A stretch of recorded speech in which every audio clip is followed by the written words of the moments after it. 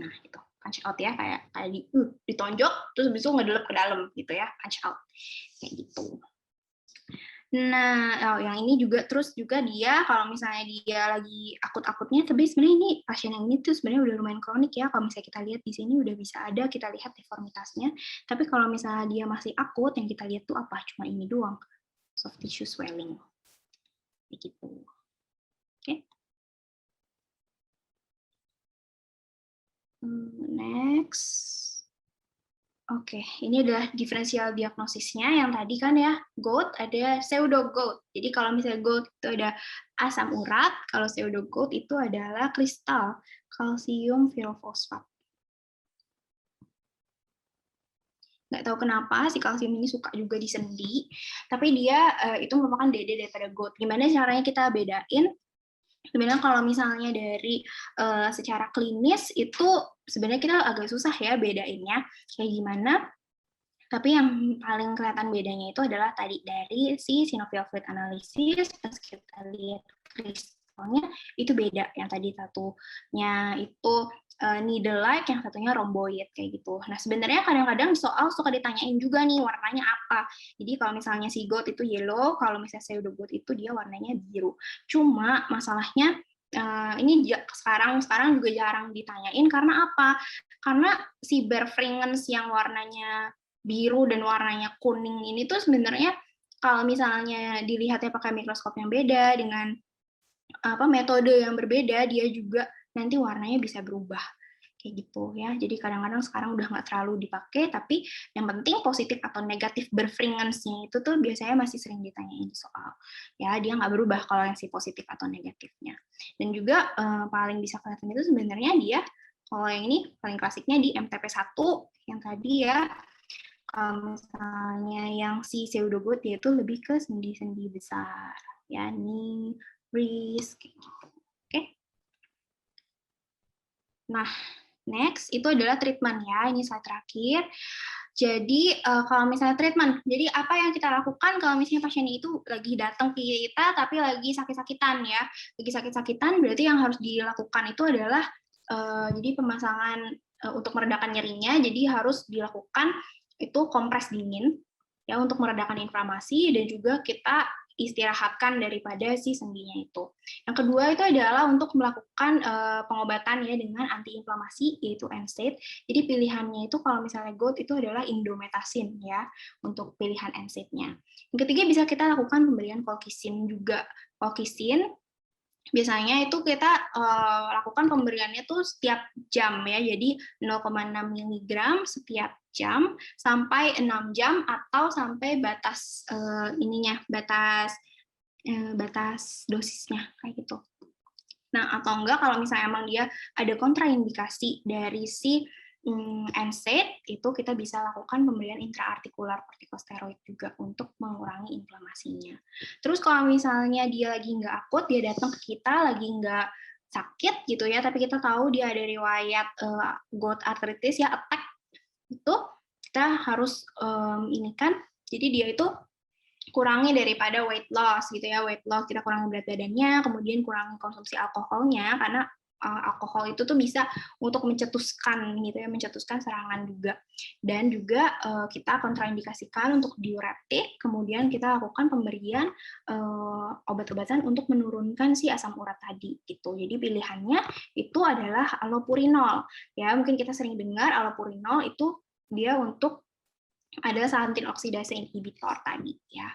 Dan kemudian selain allopurinol juga ada probenecid. Tapi kalau misalnya pasiennya itu biasanya kan kalau misalnya ada deposit daripada si asam urat ini biasanya dia kan kena ke ginjal juga. Nah si probenecid ini nggak boleh kalau ginjalnya itu jelek. Jadi pilihan utamanya itu tetap adalah allopurinol.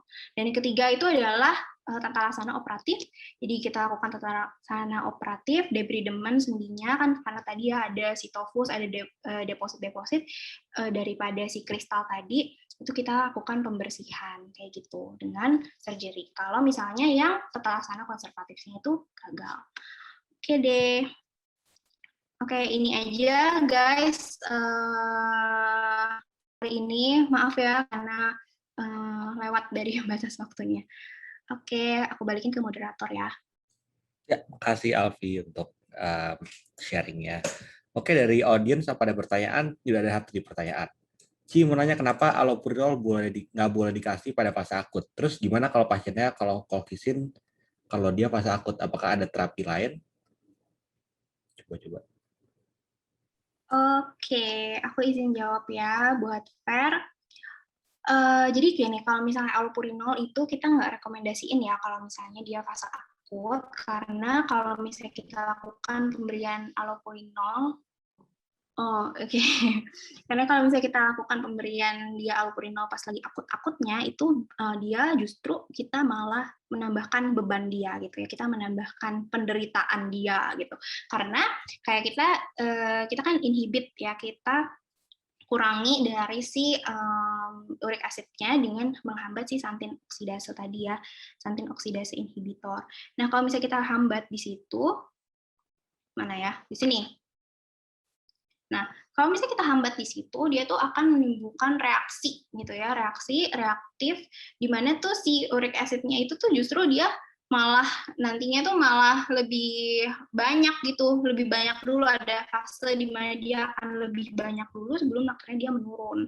Jadi kalau misalnya lagi akut-akutnya, lagi benar-benar benar-benar akut gitu ya, benar-benar sakit, itu kita nggak rekomendasikan gitu untuk allopurinol. Bolehnya kalau lagi fase interkritikal yang tadi atau fase kronis gitu.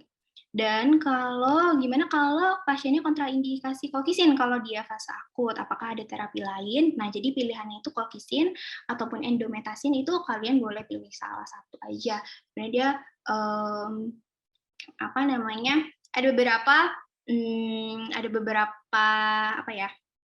ada beberapa literatur yang dia itu rekomendasiin dua-duanya. Tapi sebenarnya fungsinya itu untuk meredakan nyeri dua-duanya gitu. Jadi dia bisa kolkisin bisa, kalau misalnya kolkisin nggak bisa, ya udah kasih NSAID aja juga sebenarnya nggak apa-apa. Yang penting buat nurunin nyerinya dulu di awal kayak gitu. Oke, kalau pemberian kolkisin ya, oke. Mungkin tadi aku nggak gitu jelas ya untuk jelasinnya. Nah, pemberian kolkisin itu sebenarnya dia itu per jam. Ya, dia itu lakukannya pemberiannya per jam. Jadi ada beberapa literatur yang bilang dia itu tuh 0,6 miligram gitu ya. Ada yang bilang 0,6 miligram langsung dikasihin. Tapi ada juga yang bilang dia itu tuh awal kasihin kolkisinnya tuh banyak dulu. Jadi 1,2 miligram ya per hari, enggak, per oral. Terus abis itu yang pertama kali dia minum 1,2 miligram per oral. Terus nanti dilanjutkan 0,6 miligram per jam sampai batas dosis hariannya itu tuh 6 miligram gitu. Jadi misalnya, dok sakit banget gitu kan, datang, dok sakit banget nih, kasih 1,2 gram gitu kan, 1,2 miligram, 1,2 miligram. Terus nanti di jam berikutnya kasih 0,6 lagi. Terus nanti di jam berikutnya kasih 0,6 lagi sampai dia itu di batasan hariannya itu 6 miligram. Itu udah kayak gitu. Jadi sampai 6 miligram itu kamu stop pemberiannya kayak gitu. Oke, terima kasih jawabannya. Ini ada lagi nih. Ini udah dijawab belum ya yang Arifia tadi ini? Pemberian analgetik pada OA biasanya berapa hari ya?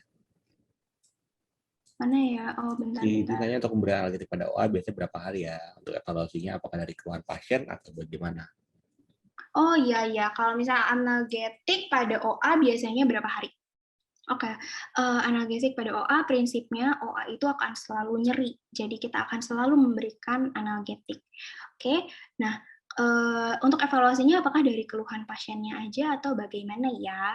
Kalau misalnya evaluasinya itu ya dari keluhan pasiennya, apakah dia itu sudah hilang nyerinya, dan juga next-nya itu tuh apakah jadi gini, kalau misalnya OA, karena OA itu adalah penyakit yang sangat-sangat berhubungan dengan mekanik ya, tadi ada weight bearing, ada increased stress, jadi kita approach-nya itu harus secara mekanikal juga, jadi nggak bisa cuma pakai analgetik. Jadi makanya kita pakai analgetik, dan juga yang kedua itu secara mekanikal, yang tadi kita kasih orthotics ya, jadi kita kasih brace atau kasih splint kayak gitu. Intinya apa? Supaya joint-nya stabil kayak gitu ya, joint-nya itu lurus kayak stabil, weight bearing-nya itu merata kayak gitu. Jadi kita evaluasinya ya udah, kalau misalnya kita udah mekanikal, terus juga nanti udah saranin weight loss ke pasiennya kayak gitu, ya kita evaluasinya dari apakah dia nyerinya masih ada atau enggak, dan juga progresinya kayak gitu. Tapi kita edukasi juga bahwa oh ini tuh bisa progresi loh Bu gitu, atau Pak kayak gitu ya. Kalau misalnya dia nggak weight loss, nggak exercise itu ya dia bisa progresi kayak gitu ya. Kalau misalnya kamu mencurigai bahwa ini udah ada progresi daripada OA-nya, ya kamu bisa lakukan X-ray ulang sih kayak gitu. Nah, analgesiknya itu kan sebenarnya dikasih setiap hari ya. Jadi kayak waduh bahaya juga ya, bisa ulkus gitu kan, ulkus gaster. Nah, sebenarnya yang paling utama rekomendasinya itu adalah paracetamol. Kalau kita tahu, paracetamol kalau 500 mg itu dia fungsinya itu adalah untuk antipiretik. Sedangkan kalau 1 gram dia bisa berfungsi sebagai analgetik, dan dia itu sangat aman untuk lambung. Jadi biasanya kayak di rekomendasi juga pilihan pertamanya adalah paracetamol 1 gram dulu, 4 kali 1 gram, itu aman, masih dosis aman. Kayak gitu. Kalau misalnya dia nggak efek, pakai paracetamol, baru ganti analgesic NSAID yang lain. Nanti kalau misalnya pakai analgesic NSAID, dia kontraindikasi, misalnya dia ada ulkus gaster.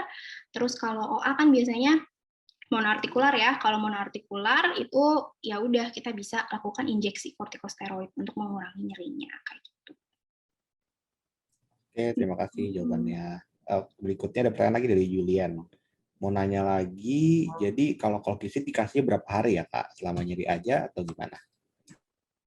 Mana ya? Oh, oke.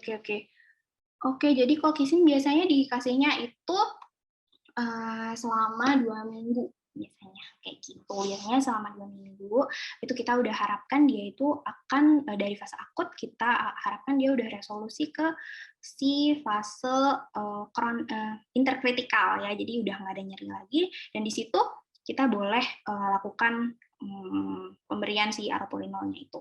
Tapi gimana kalau misalnya dia pasiennya bagus nih ya, udah kita kasih NSAID dan colchicine, terus ternyata dia dia fase akutnya itu nggak bertahan sampai 2 minggu, ya udah kita boleh lakukan, kita edukasinya kayak udah kalau misalnya udah nggak nyeri, udah nggak merah, tapi bukan yang nggak bengkak ya, kalau udah ada tofus mah pasti bengkak, pasti menonjol gitu ya.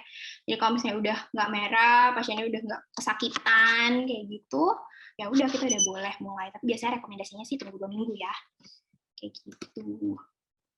Tapi tadi kayaknya apakah udah jelas? Tapi kayaknya tadi ada yang kelewat deh pertanyaannya, Ar. Mana ya? Yang The March pada RA udah jawab belum? Bentar, coba kita cari dulu. Yang The March pada RA. Ya. Oh, oke. Satu lagi, yang demat pada RA kan kita nggak boleh karena kompetensi iya. Terus bisa dikasih apa ya? Oke. Jadi emang ya kalau misalnya RA, kita lihat di sini ya, obatnya tuh obat-obat yang udah gila ya, yang udah advance banget gitu ya, kayak methotrexate gitu kan. Methotrexate ini kan obat kanker ya sebenarnya kayak gitu, jadi pasti kita nggak boleh kasih.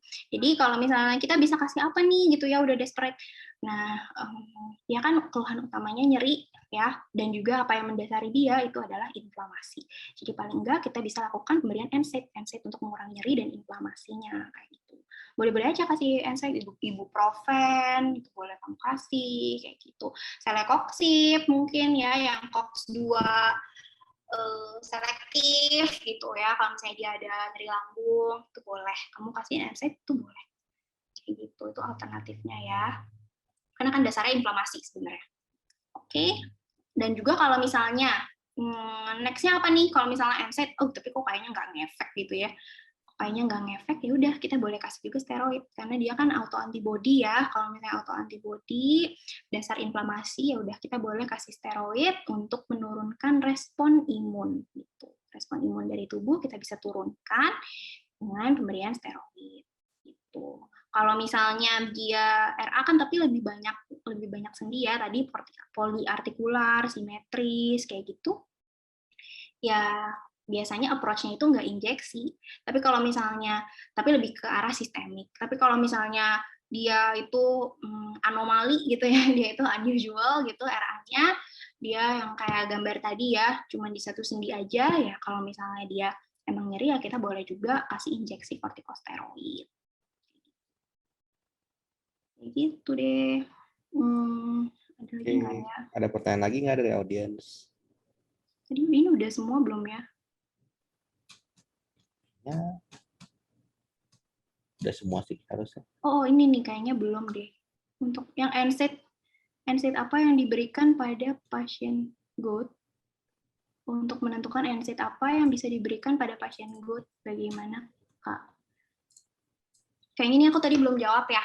Yang gimana sih cara kita menentukan NSAID yang bisa diberikan pada pasien GOUT? Jadi, sebenarnya pada pasien GOUT intinya NSAID apapun itu boleh diberikan karena dia dasarnya tadi ya inflamatori. Kalau misalnya tadi kita lihat yang di tempat ada kan ya, yang di tabel synovial fluid tadi, itu kan bagian inflamatori, ada yang seropositif, seronegatif, terus ada si kristal induce gitu ya. Dia kan dasarnya inflamasi. Jadi sebenarnya boleh aja semuanya NSAID kayak gitu, mau yang COX 1, COX 2 atau COX 2 selektif itu kamu boleh kasih semuanya. Tapi yang aku bilang tadi indometasin itu sebenarnya dia itu adalah pilihan utamanya. Dia NSAID juga sama aja gitu. Cuman kalau misalnya dia pilihan yang di pasien GOUT, yang untuk pasien GOUT, jadi di penelitian dia itu lebih bagus dibandingkan NSAID lain. Tapi sebenarnya dia NSAID sama aja. Jadi kalau misalnya nggak ada indometasin kan sekarang udah agak jarang ya orang pakai indometasin. Ya kamu mau NSAID yang lain boleh-boleh aja. Kayak gitu. Oke. Apakah sudah jelas, teman-teman?